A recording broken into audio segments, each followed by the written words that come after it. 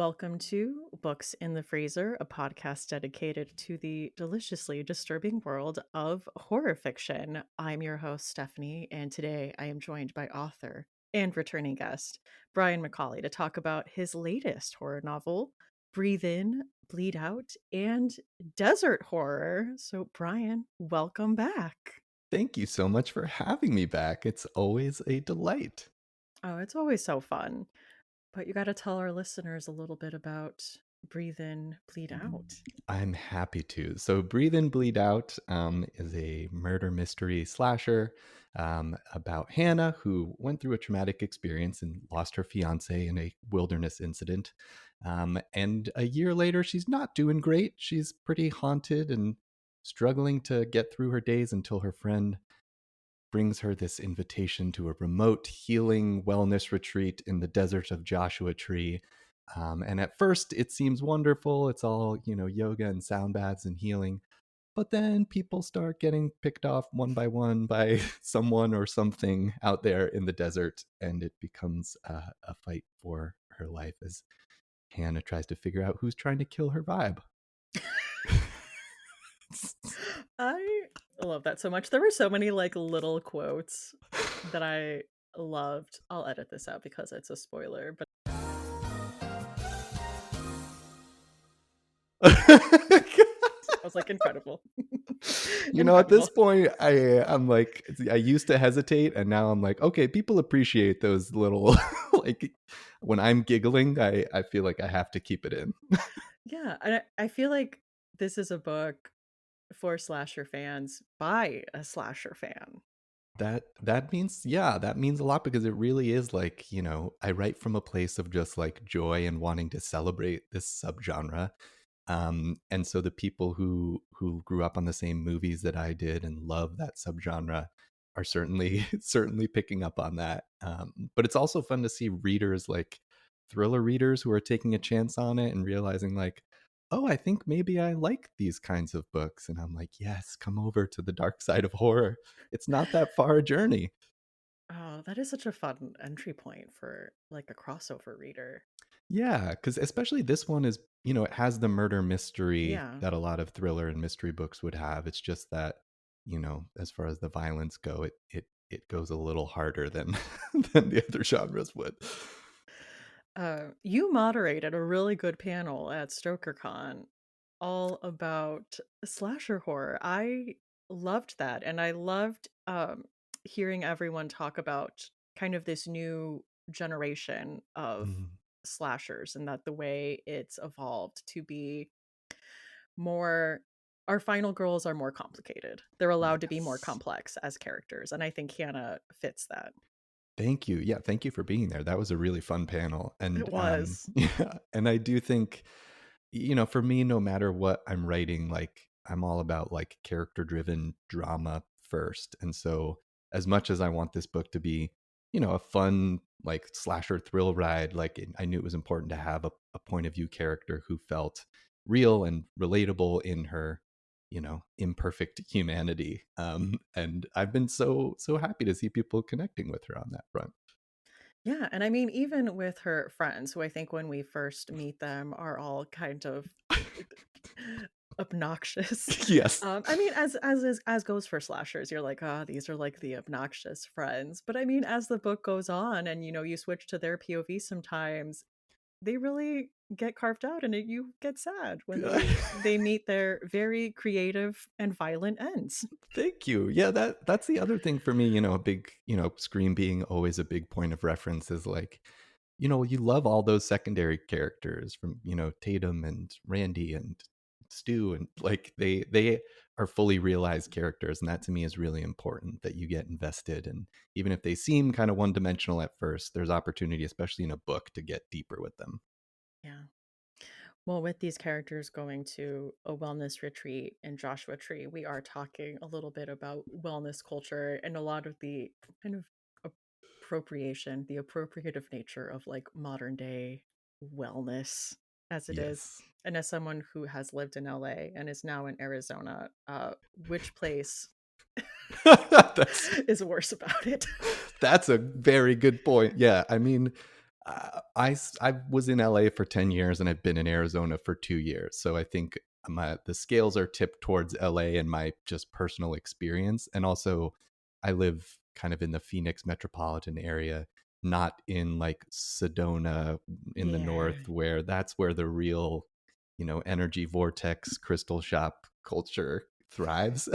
um, but it is, it's interesting that it is in these desert areas that Yeah. seems to be where it takes hold.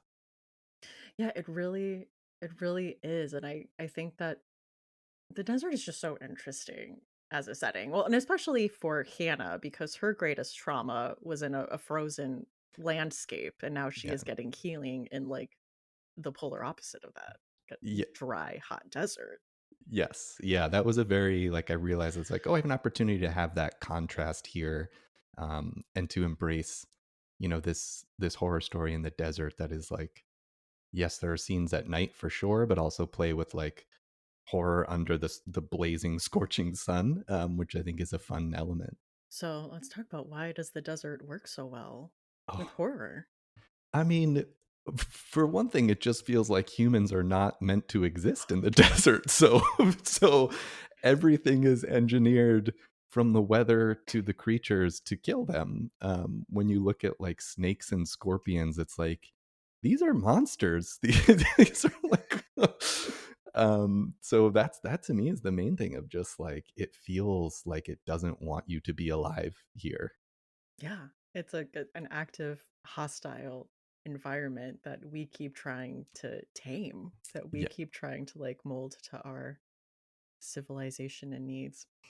I I mean, I do love it as just kind of this very like liminal space for like supernatural activity and like UFOs. yeah, that whole liminal thing, to tease, I won't say yet what it is, but one of the books I'm going to talk about really leans into that aspect of desert horror, the sort of like the liminal space where you're looking through a mirage kind of vibe. Mm. Yeah. Well, should we talk about some movies that really capture desert horror? Yes, I'm so excited. So for this episode, I rented a movie that I had never seen before that was a blind spot. And let me tell you, it was a delight. Yes. That I is didn't. Tremors. That was so fun. I didn't want to put pressure on to find out, like, because I knew that you were watching it for the first time, and this is a movie that I grew up on and am obsessed with. And what was your experience seeing it this late in life for the first time? It made me wish that I had seen it growing up when I was younger, but it's just, I don't know, it's adorable, it's campy, and I know adorable is like a fun word. It's an interesting word choice for like, just desert earthworms that are like decimating this town and like eating people. Just It is pretty adorable it though. is though. Because it somehow mashes up a creature feature with like a buddy comedy. Yes. And like I think I had posted about this online because I saw it in a sold out screening a couple weeks ago, and the crowd was so lively and like cheering and laughing. And like what really struck me is like this little community of Perfection Nevada feels Yes. so like real and lived in, and all those characters, like we were saying, like you really care about all of them, from like the doomsday couple to the shop owner and I like was the like, is little that punk ass Reba kid. McEntire? Was that a surprise for you? Did you not? I did Yes. not know she was in You're it. like, what? When Bert's like, push comes to shove, I'm gonna light one of these fuses and walk out there and boom, like blow myself up. And she's just like, Jesus, Bert. It's just like, So I'm very happy that this episode pushed me to finally watch it. It I'm was so glad. very cute.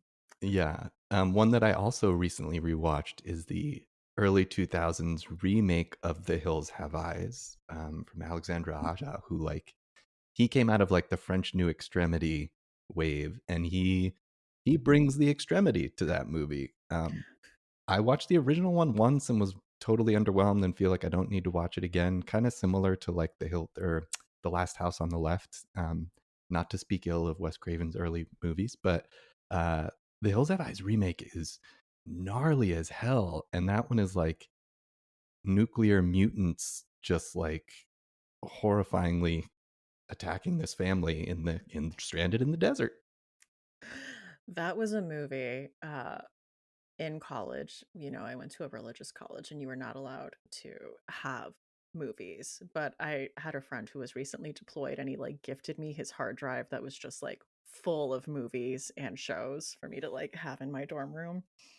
And that was one of the movies. So I already felt like guilty that I was watching this like watching movies when I wasn't supposed to be. And Yep. I made it like 20 minutes into this movie and I was like, I can't. I feel too like convicted. It was too dark. That's how you know it's really hitting on all cylinders. When it hit my religious guilt, I'm like, I can't do I this. gotta go pray this away. Yeah. So I've never actually finished it. I only watched the first 20 minutes and I was like, damn, this is dark. Yeah. It's so dark. And what's his name from the Silence of the Lambs plays like the patriarch of the family, Ted Levine, who plays Mm, Buffalo Bill. Um, but yeah, it's a good one for desert horror. It definitely yeah. hammers home the like I never Yeah. want to do a long drive through the desert. Like that's terrifying. No, no, thank you. I mean, there's also Revenge, which is like a final girl just like surviving out in the Yeah. desert and like planning her revenge. And you're like, Yep. God, Yeah. That one is really gnarly as well and really yes. effective for what it like sets out to do. But that's another one where you feel the like oppressive desert landscape. Yeah. And she makes it work. And you're like, You go, girl." Yes.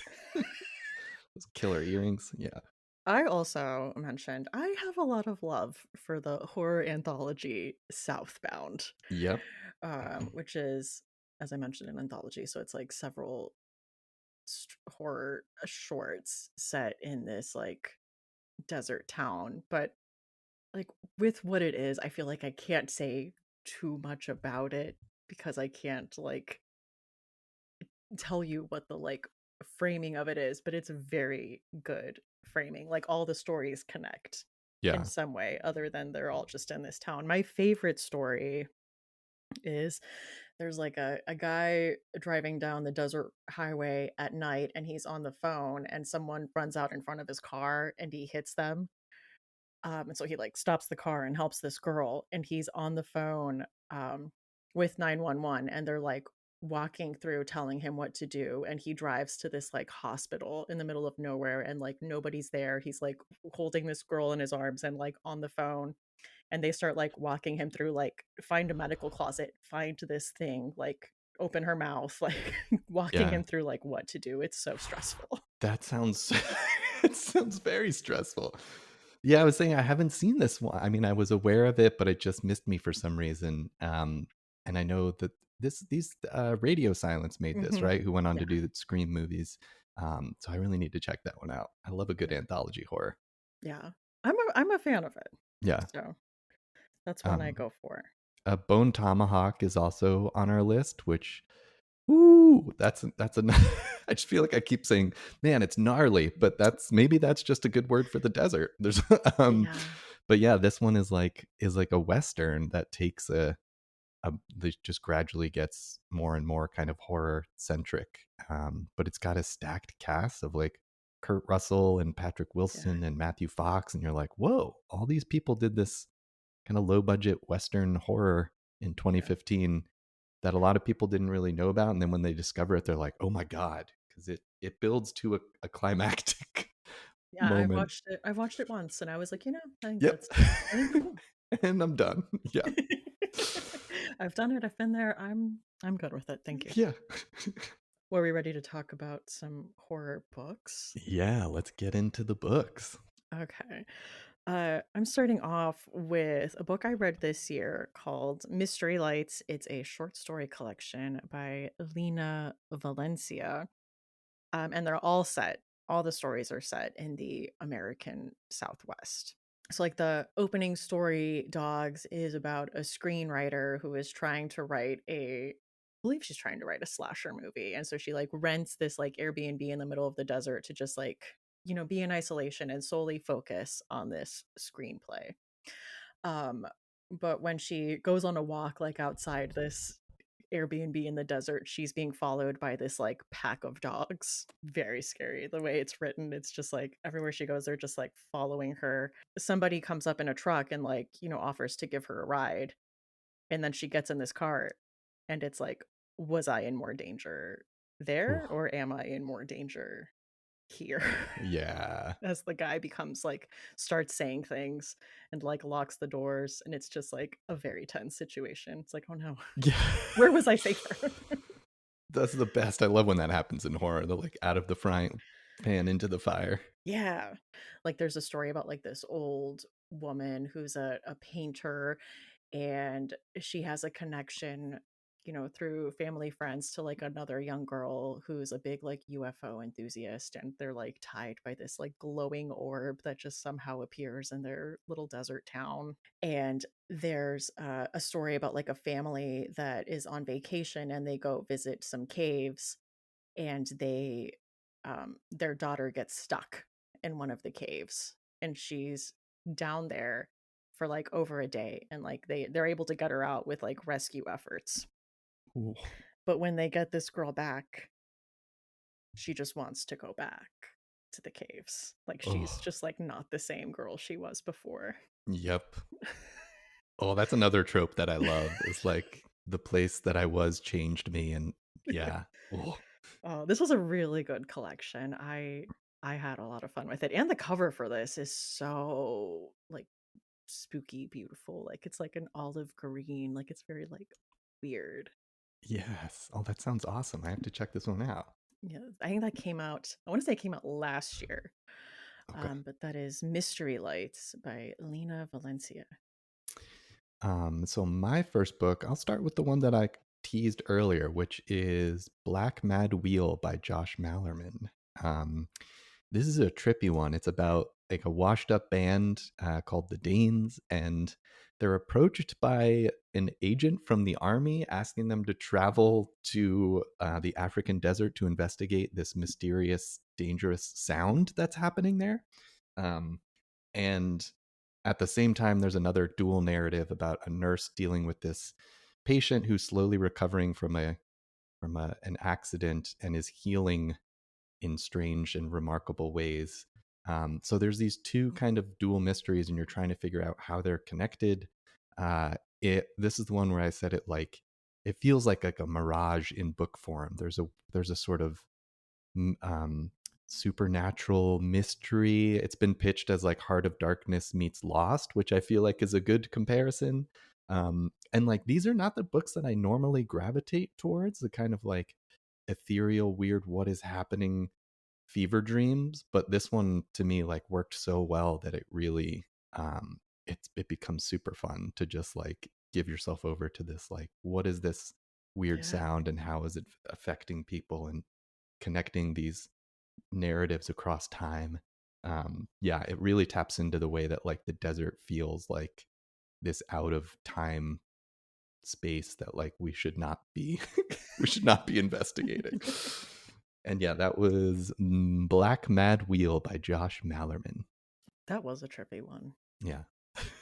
My next pick is, of course, Mary, An Awakening of Terror by Nat Cassidy, Yes. Arizona native, Gotta or give it to Matt. originally. Yeah. So this is about a woman named Mary who is kind of fired from her book selling job in New York, and she's middle-aged and she finds herself going through the early stages of menopause and is facing a lot of dismissal and gaslighting from medical professionals in her life. Um, it's just like, ah, that's menopause, and chalks it up to that. But like timing seems to work out because just as she's like lost her job and doesn't know what she's gonna do, she gets a call from her crazy Aunt Nadine, whose daughter has just left and she needs someone to come take care of her. And so Mary's like, that's fine. I'll go back to Arizona for a bit, until I can figure things out. But we have another storyline. We open the book with the conclusion of the manhunt for a serial killer. And this is like where the cover image comes into place. Like it opens up on like the cops raiding this house and there are just like dead women with like pillowcases on their heads, like in Mhm. tubs and like all over the place. And that will be like a recurring theme throughout the book. Yep. It's a fun little motif. It is, and you might be wondering, "Oh my gosh, how do these 2 threads get threaded?" Don't worry about it. The way it happens is great.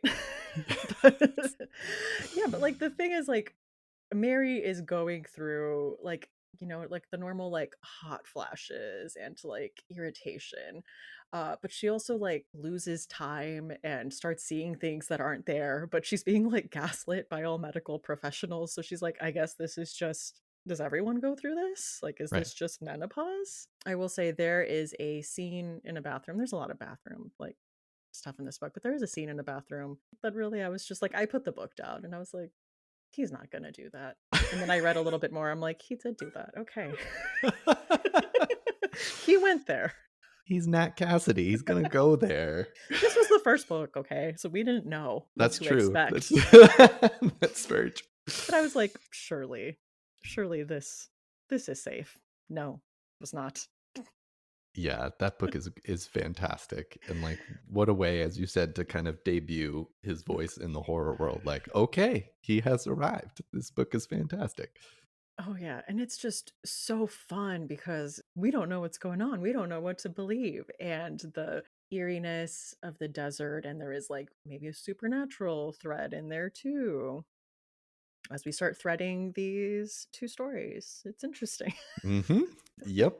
Yeah. If anybody listening has not read Mary yet, definitely you got to read this one. Yeah, it's so good. Like, I would put it in the freezer, honestly. Yeah. Yeah, I mean, even just with that opening, I was like, "Oh god, okay." Yep. This is I mean, I guess you should know, like, if you're starting here, I mean, where are we gonna go from here? Yeah. It's not going to get happier. Nadine was funny, though. She was awful, but she Yes. was funny. I'm I like, know. "I don't know, I do" she has, like, books on cryptids and stuff, like, she's a cranky old lady, but, like, okay. She's Yeah. a little weird. Again, like a fully realized character that sometimes you love to hate, but there are good elements. So that was Mary: An Awakening of Terror by Nat Cassidy. Awesome. All right. So the title for my next pick is Pure Desert Horror, and it's a book by Andy Davidson called In the Valley of the Sun. This book is great. So it is a vampire book set in the desert, set in the early 80s as well. And it's, yeah, this dude who keeps to himself, haunted by his past until he kind of meets this woman and her daughter, or her son, I think it is actually, um, and, forms a connection. But there's also this Texas Ranger trying to hunt him down because he is a vampire. And it is like it's a western, um it's kind of like a vampire novel by way of Cormac McCarthy. It also gives big near dark vibes if you've seen the Catherine Bigelow vampire movie from the 80s. But it's just beautifully written. Like the you really feel like this vampire story is so grounded in reality in a way that I found just so impressive. All the little details about kind of the vampiric elements that we know play out so well, and of course, just a vampire in the desert is a great, great combination. But yeah, it's terrifying and like savagely violent, but also like a very tender and at times kind of romantic book. But yeah, this was one I read kind of early in my journey back into reading modern horror, and it was one of those books that I was like, "Oh, this is what you can do when you're writing horror. Like it can be this kind of beautiful combination of taking a classic monster but grounding it in this very human story." Yeah, Yeah. I love this book. Yeah, it's just has stuck with me all for a long time now, and and Andy's wonderful. Yeah, it's In the Valley of the Sun by Andy Davidson. Ooh, good pick. Okay. Um, my next one is a recent release. It is Spread Me by Sarah Gailey. Did you end up reading this? Oh my god, yes. Okay. I was so mad because we had already picked our topic, and then I read the arc of this and I was like, "Oh my god, this is perfect." And I went into our document and I saw that you had already snagged it, and I was like, "All right. Well, at least we'll get to talk about it still." So Sorry. go I was on. as soon as I read it, I'm like, I have to put it in there before he does. I gotta beat him to Raced it. raced to the Google Doc. Oh, we did a panel at StokerCon, like essentially pitching books. And this was one of the books that was pitched. And Emily Hughes introduced it. She's like, "This one's for the freaks." And I'm like, I have to agree. Yes. Oh my god, accurate. And we love it. We freaks love it. So this is about Kinsey, who is the team lead at a remote research outpost in the desert. And she really loves her job. Like she talks about, being in charge of all these coworkers. And you kind of get the sense that she's fine with this isolation because that's part of the interview process. It's like, okay, how okay are you with being just like away from civilization for like months at a time Yeah. with like only being with this select group of people? That's not something for everyone. And you get the idea that she very much likes this because she feels safer here. Like there's something she's running away from. But she also has this like really deep love for the desert and the way she describes it. And she's like, it's not just this barren thing, like it's living. It's a beautiful landscape. And you kind of get to know, the handful of other people that are working there. And while they're out, they find an anomaly. They break protocol and bring it into the lab because there's like a sandstorm coming and they need to save it. I'm trying to think about like how to talk about this, but Yep. as you probably know from watching movies like The Thing and Alien, when you break protocol, things will go bad. Things will begin to spread. And it turns out that, like, the very thing Kinsey is running away from has found her and it, like, has zeroed in on her. Mhm. And when Emily said this book is for the freaks, I cannot stress enough. It is because this book is horny. So horny. It's so horny. I love it. For things that you're like, "I didn't know that that could happen." You know what? Yeah. It's perfect. I mean, I can't think of a more appropriate title than "Spread Me" for this book. It's such a great, like, Oh, double perfect. entendre that is just like chef's fucking kiss. Oh my god. And it goes places that I didn't know what I was getting into when I started it. So when it started to go all of those places, I was like, "Holy shit." And it's a brisk, it's a novella, so it's just Yeah. perfectly paced for that too. Oh, Um, it's a wild ride. yeah. I just can't, like, I'm still thinking about it. I'm still just, like, staring off like, "This is a Yep. crazy ride." So, that is Spread Me by Sarah Gailey. All right. I'm going to follow it up also with a novella that came out this year called Tantrum by Rachel Eve Moulton. Um, and this is about Thea, who just had a newborn, and it's her third child, and she lives in the New Mexico desert with her family. So it's pretty barren out there. They have kind of chickens on their land, but she's definitely struggling with this new baby because this new baby is different than her others. And again, it's hard to talk about because I don't want to give too many details, but I mean, the cover and the description tell you that this baby has a monstrous side to it. And this is another one that, like, I thought I knew the kind of book I was getting into, and then it just keeps going there harder and harder. That by the end, I was just like, "Holy shit, it went there!" And I love when a book can do that. And it has great themes about, like, processing past family trauma as you're trying to build your own family. Um, and also, there's a character who's like the neighbor woman is this kind of like desert rat woman archetype that is like so pitch perfect, that really adds to the atmosphere of, like, she's not in total isolation out there in the New Mexico desert, but also surrounded by the people. The desert people factor is a big element of this book that I really enjoyed. Yeah, have you read this one yet? I haven't, Yeah. but I've heard it, good things, and I loved Tinfoil Butterfly, which I feel like is another one of those books where you, like, don't know what you're getting into when you read it. Like, where you start off and then where you end up are, like, wild.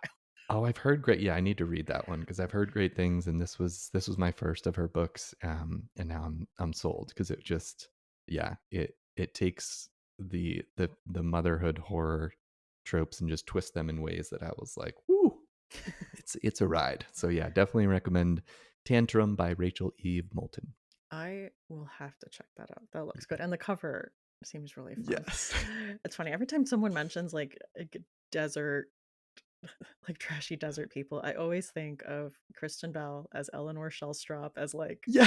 self-proclaimed, like, Arizona trash. I know. Like I forgot about that element and I showed that pilot to my students to talk about like writing for television. And then when she like talks about being an ASU student, I was like, oh, forgot about that.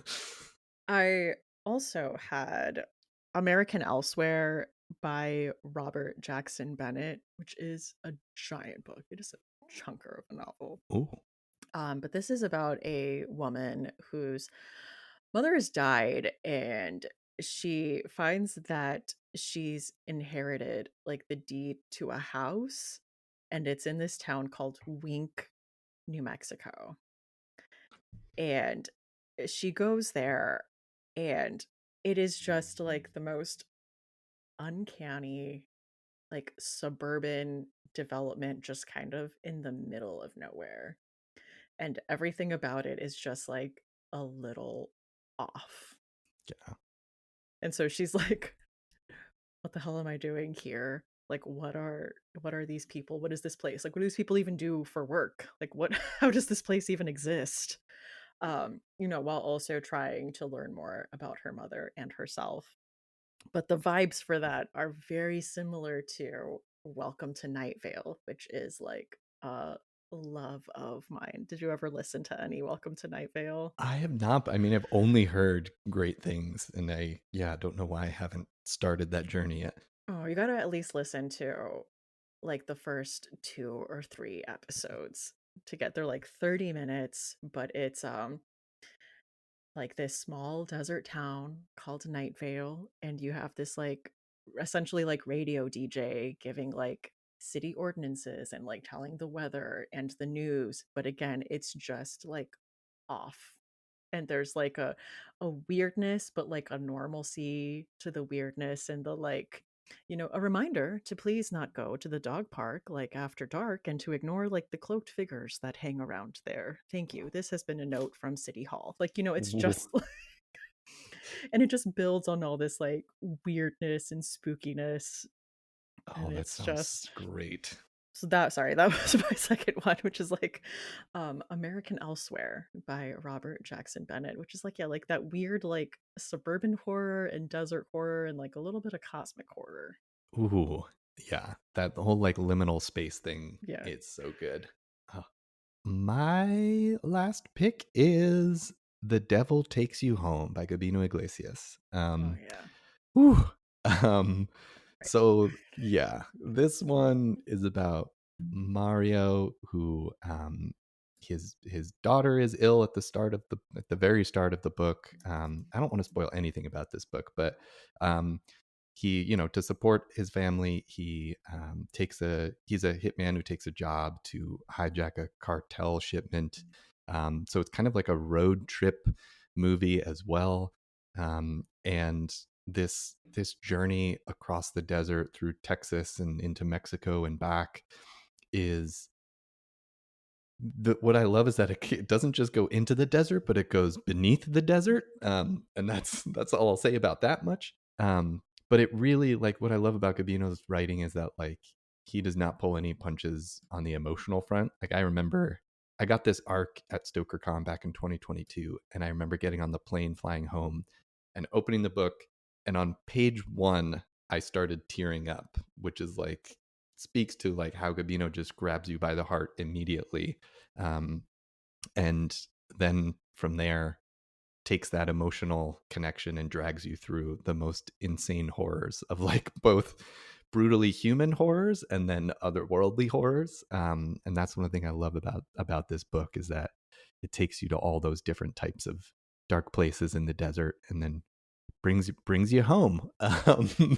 And yeah, this one really stuck with me. You've read this one, yeah? Oh my god, yeah. This was another one that like ripped my heart out at like several points in the Yeah. story. Yeah, this is like if Narcos was like horror. Like it's that Yep. vibe. Like abs gets like that vibe. And it's like a road trip story. Um and just like the several interactions you have on this road trip, but also the people you're on the road trip on, and everyone Oof. has like their own baggage. I don't know. It's just such good character work. Yeah. Yeah, I really love this one. So yeah, definitely highly recommend people if they have not checked out The Devil Takes You Home by Gabino Iglesias. Very cool. And I wanted to also add in Sundown in San Ojuela by M. Olivas. This is about a woman going back to a community in the Inland Empire, which I feel like people go back and forth on whether it's the desert. And so the fact that this book was like, no, the desert of the Inland Empire, I'm like, thank you. I It love is. that. Yes. Vindication. Oh, I grew up on the Marietta Temecula side, so it's not like as deserty, but yeah. like still. I saw Respect. tumbleweeds on the way to school, okay? That seems like a big, yeah, marker of desert life. She goes back to this small town in the IE. It is dealing with a lot of like indigenous mythology, Mhm. which I really liked and I think we need to see more of. Yeah. But this was fun and like I said, IE representation, okay? I feel like IE is like the street trash of like Southern California. So that's like the same vibe. We need that represented for sure. The closest we have is on SNL, like the Lisa from Temecula. Yes. Oh my god. Oh my god. Sorry. So that is Sundown in San Ojuela by M. Olivas. Love it. All right, I'll throw out one more honorable mention as well, which would be Sundial by Katrina Ward. Mm. Yeah, this one is set in the Mojave Desert, and it has to do with a character going back to like the ranch slash maybe kind of like cult that she grew up in, and kind of unearthing what happened there. There's deals with like dog training stuff. It's a trippy one. It was like this one was very unsettling to me. And Yeah, so if you like kind of cult vibes, set in the desert, this one would scratch that itch. That's Sundial by Katrina Ward. Oh, I loved Sundial. Yeah. That's another one where you like are reading it and like you think you know what's going on. You don't. Yeah, I had to like read some passages over again. I was like, wait, is this actually happening? Okay, here we go. She's very good at that though, at like Yes. doing this and then being like, oh, you thought. Yes. Thing I like to ask on the show is for a chilling obsession. So, what is something you have been enjoying in horror lately? All right, I'm answering this in a weird way, which is something that other people I've seen are obsessed with, and I'm about to embark on, which is that my library hold just came in for Uzumaki by Junji Ito. And I'm just so ready. It's been a minute since I've read like a graphic novel, and I remember seeing the movie Spiral way back in like high school when it first came out and being horribly disturbed by the imagery in that. So every Junji Ito image I've seen like shared on social media, I'm just like, what is this? It's so weird and disturbing. So I'm ready to be chillingly obsessed with that now. Oh, I love that. You'll have to keep us updated on your journey. Absolutely. I will share as I slowly spiral out into insanity. What's your chilling obsession? I was telling you earlier, my friends and I just finished our like 150 greatest albums by women challenge. Yes. That took us like 6 months to get through, but it was such a fun project. And I think all of us are like, I don't know, type A eldest daughters, where we're like, we need another project. We need another Yes. thing to work through. And so we decided to do a movie project. And so we were looking at a lot of the movie lists and we're like, I don't know, like, I don't want to just watch a bunch of like serious films all the time. Like, these are important films, yes, but like, that's not the vibe we want Yeah. always.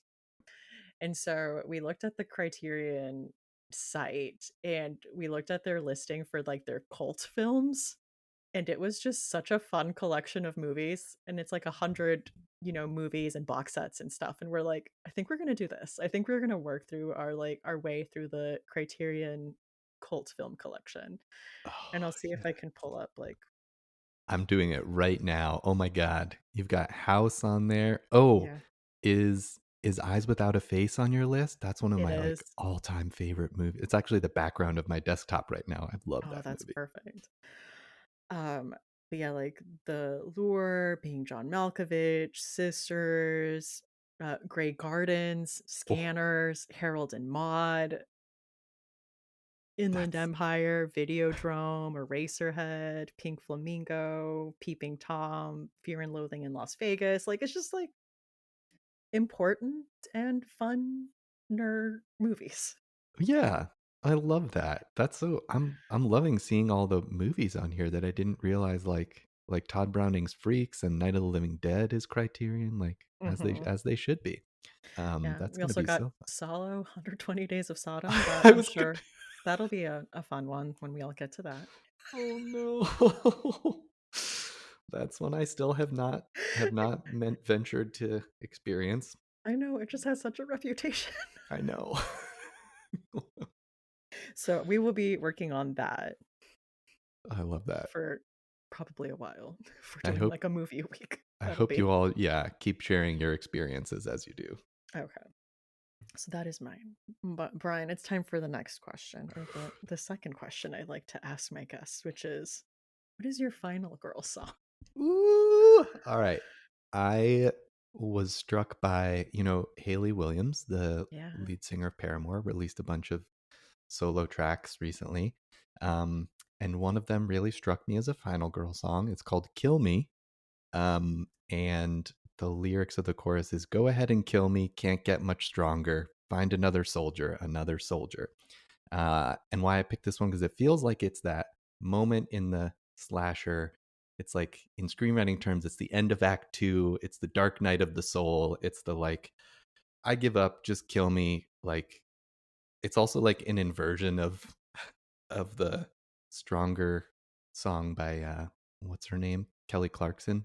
yeah. um, what doesn't kill you makes you stronger. This is like the all right, I can't get much stronger, like I give up. But in true final girl fashion, that doesn't mean that this is the end of her story. This is just a nice song to pinpoint that moment in the movie of like, okay, I give up, but also there's a whole third act for her to come back and see Eh, it through. But yeah, that's Kill Me by Haley Williams. Ah, perfect. Um, and that fits perfectly. That is final girl vibes. Yeah. I mean Uh, she's badass too. She's got final girl energy to begin with. When Anna was on and we were talking about Severance, she said that they had like final girl merch for a while, like Paramore did, that she got at their Oh, concert. Yeah. what? That's I had no idea. Well, Brian, thank you so much for coming on today and talking to us about a desert horror. Thank you so much for having me. This was a delightful trip through the desert hellscape. Of course. Where can people find you online?